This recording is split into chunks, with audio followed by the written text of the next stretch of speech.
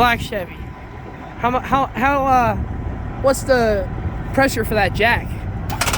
I don't know what the pump's rated to do or what the ram's rated to do, but Dude, look at the size of this tire. My hand is a dwarf. It's crazy. the tires are a Tire World. It's a 66 43 25R. 6643. So yeah, Dude, you got two Optima red tops. That's awesome, dude. What are you saying?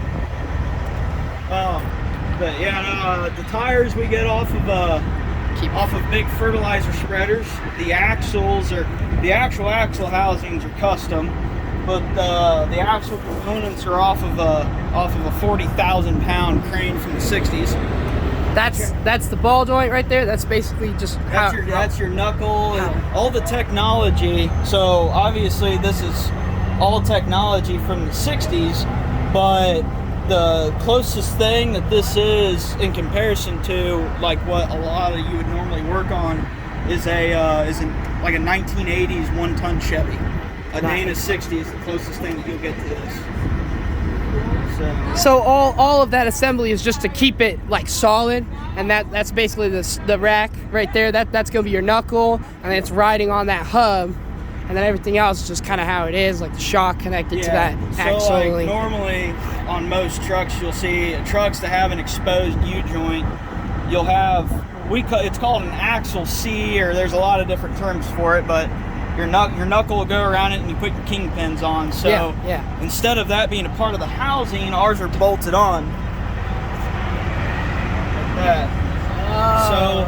So it's bolted on, and most of the time your kingpin is connected to your kingpin cap. And on these, the kingpins are welded to, we call it a champagne. It looks like a champagne glass. And this is a 2-piece knuckle.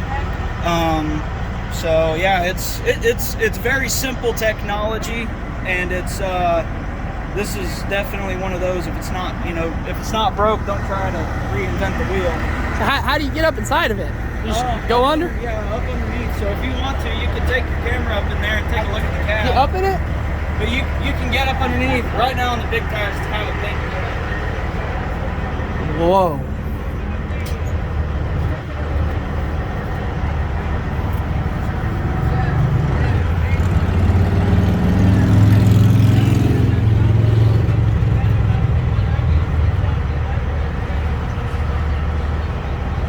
Holy crap. So when you're sitting there, that's your view.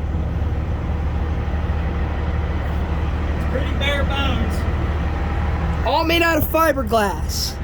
Trans cooler with a fan right there.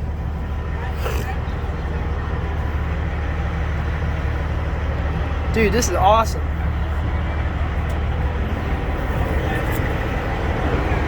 So here's the drive shaft. They have a Wildwood brake caliper on the shaft. Stop it where the inertia happens, on the shaft.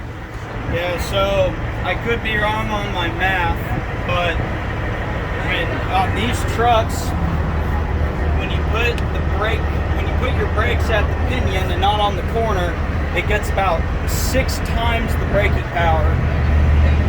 So our drive shafts are spinning at like however many RPM. I want to say like 12 to 16,000 RPM.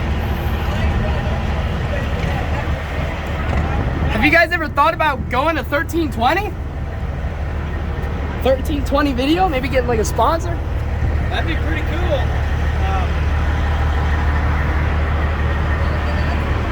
So is this steered by the rear and the front? Yeah,